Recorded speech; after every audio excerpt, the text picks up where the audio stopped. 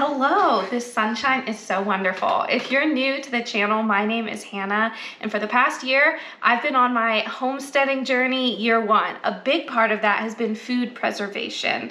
I learned how to can in the last year. My past videos, I've talked a lot about loving 4 jars as a product. I use these 4 jars canning lids. These are my 4 jars lids, love them. Well, really exciting. They sent me some of their product to be able to share with all of you. So I got this care package from them. We have 100 wide mouth lids, 100 regular mouth lids. We have the standard kind of 12 lids with the bands as well, standard mouth. And then 2 really fun items, something that I don't have that's new to me, are these dish towels. And if you know me, you know I'm good at making a mess in the kitchen, especially when it comes to canning. So I've talked about being a 4 jars customer in the past. Why? Because I can buy in bulk, something I like to do with a lot of items around here, so I have on hand what I need. Additionally, it's a great value. Go check out their website. I'm going to have a 10% off code for you in the description as well. It's a great value. And finally, a great product. They always seal. They're thicker than other canning lids, and they can be used for pressure and water bath canning. So I could go through the list of the positives about this brand and their product, but I am going to show you rather than tell you why I love this product. So we're going to get into a pressure canning project today as well as a water bath canning project. Let's go. Okay, so I'm going to be making my chicken stock in the Instant Pot. Super simple when you do it this way. Really eliminates the hours of time you need to have chicken stock simmer on the stove or in a roaster. So I have the 6-quart Instant Pot. Last night we had some shredded chicken for dinner. I had taken all of the bones and kind of that tissue that we wouldn't typically eat for a meal and put it in this kind of basket. This is the secret to making it so simple in the Instant Pot. There's nothing to strain. Next, I've been compiling some veggie scraps this week. We have some onions, some carrots, and some garlic in there.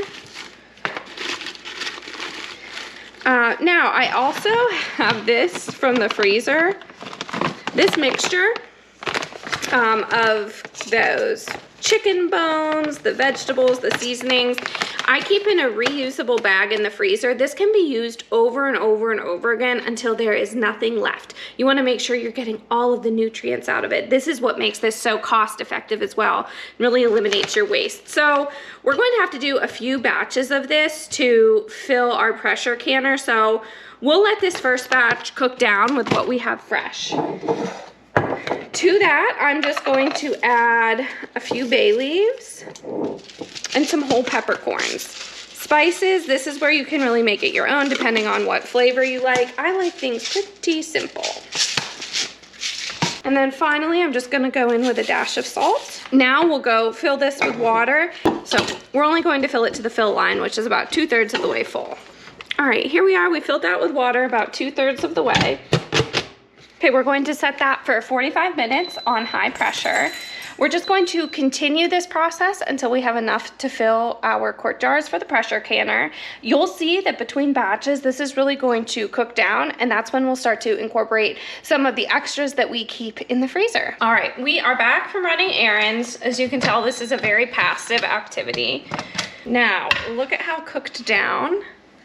I'm not sure if you can see, look at how cooked down this got. So we are just going to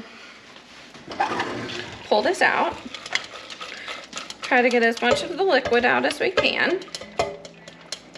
All right, and then I'm just going to put this in this Dutch oven to store it until we have enough for 7 quarts, because I want to put the pressure canner, if we have the pressure canner out, if we're going through it, I want to make the most of it, make sure that we have it filled up. So look, see how beautiful that is? No straining when you use that basket. It's awesome. So we are just going to repeat that process. I was thinking of putting some of our frozen mixture in here, but I don't think we need it yet. This is still looking pretty good. I'm just gonna throw a few more peppercorns in here. But I can see the bay leaf is still intact, the bay leaves we put in there. So everything looks really good. We're just gonna fill this up with water again, repeat the process. I think I'm going to do this 3 times. That will give us more than enough to put in the canner, and then I'll have some in the refrigerator as well to use this week. All right, let's get that lid back on. in. We're going to pressure cook it for 45 minutes again. Okay, we are ready to start canning. This is my first time pressure canning on my channel, so I want to tell you a few disclaimers. Use the guide for your pressure canning. Safety is really important here. It's really important in all canning, especially pressure canning. I have a Presto pressure canner, so this is what I'll be using. No matter how many times I pressure can, I'm always going back to that. So, we have hot liquid. The chicken stock was done. We did a few rounds of it. I have the bones and the vegetables cooling off here before we put them back in the freezer. We have the stock combined and simmering because we want to put hot liquid into hot jars. Or if you have a cold food, you want to pack it into cold jars. But since we're doing hot, we wanted our liquid to be hot. Get these jars over here. We also have our 4 jars lids here. We washed them, we had them in hot water, and now they're just resting here in some hot water, the lids and the bands, so they're ready to go for us. Okay, I have my canning funnel. This requires 1 inch of headspace.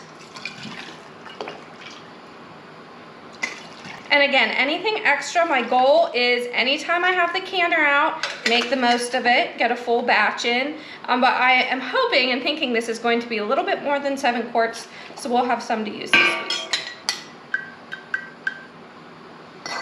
Now, you can do without a headspace tool, you can measure in other ways, but let me tell you, this is a game changer. Really, like any homesteading hobby, canning gear can really add up. I did a video on just the basics that you need, and of course 4 jars lids was one of them, but this headspace tool is just a nice to have. All right, we have all the jars filled to 1 inch headspace. We are going to wipe down the rims. And now of course, before you sanitize and heat your jars for canning, step 1 is to always make sure there's no nicks or cracks in the rim, because that will prevent a seal. I took the water off of our lids and rings. So what we do is we have the lid on, then we're putting the rim on. Snug, just do it a little bit more. You're not gripping it and turning it. It's just enough to ensure that the lid is on and you'll get that seal.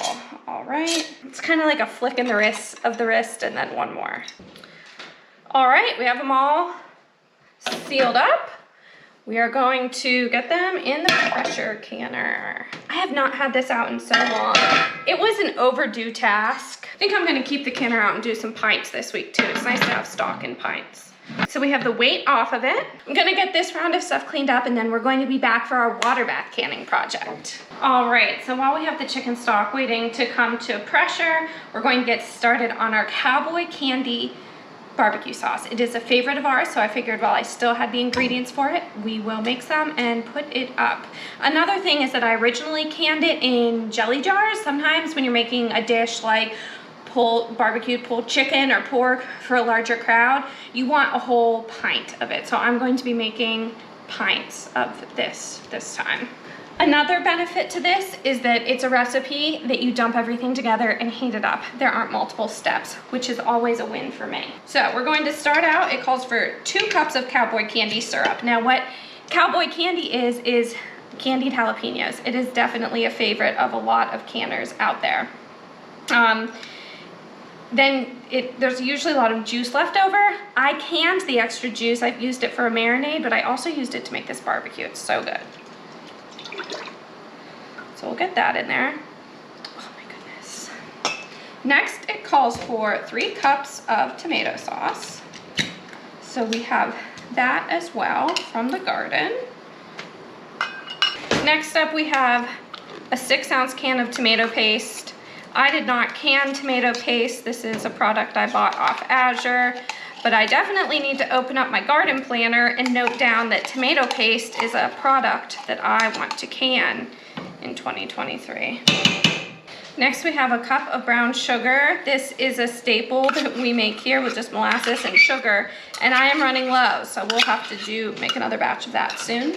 Okay, next this calls for half a cup of Worcestershire and half a cup of vinegar. It calls for white wine, but also says you can use apple cider. So that is what I will be adding, the apple cider. Okay. Next is a 1/4 cup of molasses. get the heat on here. Then we have a 1/4 cup of honey. I don't know if you checked out my vlog from the weekend, but I am going to attempt beekeeping, so I have my own honey in the future. Okay, now this calls for a teaspoon of liquid smoke, a tablespoon of onion powder, and I completely forgot that I had this onion powder that I made by dehydrating onions at home. So we'll do a tablespoon of onion powder, a teaspoon of garlic powder, that's probably a teaspoon. All right, and then it says 2 teaspoons of smoked paprika if your Cowboy Candy didn't call for it, which I don't think mine did, but even if it did, a little extra won't hurt. And then a teaspoon of salt. I will link this recipe in the description. It is certainly not my own, but what we're going to do here is get this all combined, bring it to a boil, and then turn it to a simmer until it's the desired consistency that we want for barbecue sauce. 12 minutes left of its 25-minute processing time. The barbecue sauce is the consistency we want it to be, and we have the jars for the water bath canning prepared in here. So let's get these jars out. We have a lot going on here. We have so much on the stove right now, so I'm not sure how much of this you're going to be able to see. All right, so we're going to fill these jars until there is 1/2 inch of headspace. I think this is going to be the smallest batch I've ever water bath canned. We're only gonna have 2. All right, so because this sauce can be kind of thick, we're gonna tap them and just put your chopstick to debubble anything that might be in there, any bubbles that might be in there, just because this sauce is a little thick. I must have cooked my barbecue sauce down more than others. All right, we have our 4 jars lids on fingertip tight. And we're going to get these in the water bath canner. Timer is going off, so we are going to remove heat from the pressure canner.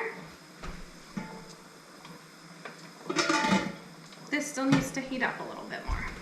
All right, this is boiling, so we're going to set it for 25 minutes. The main recipe calls for 20 minutes, but I'm at a higher elevation, so we increase it by 5. We're still waiting on the pressure to come down on the pressure canner, but it is slowly but surely dropping. Okay, this decreased in pressure. We let it sit. We took the weight off, followed all the instructions. So now we're ready to get the jars out of here, and I can already hear them pop, pop, popping in there. Can you hear that?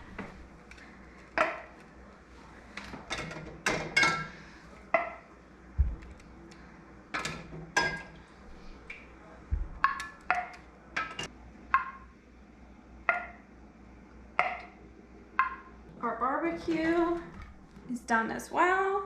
And then we'll check back in tomorrow once these have had a chance to fully cool.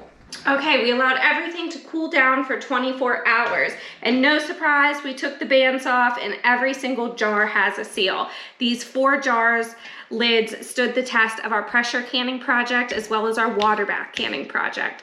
So we cleaned them off. We're going to label all of them. They have great lids for labels, enough space to write what's in the jar, as well as the date that it was preserved on. We'll get those on the shelves.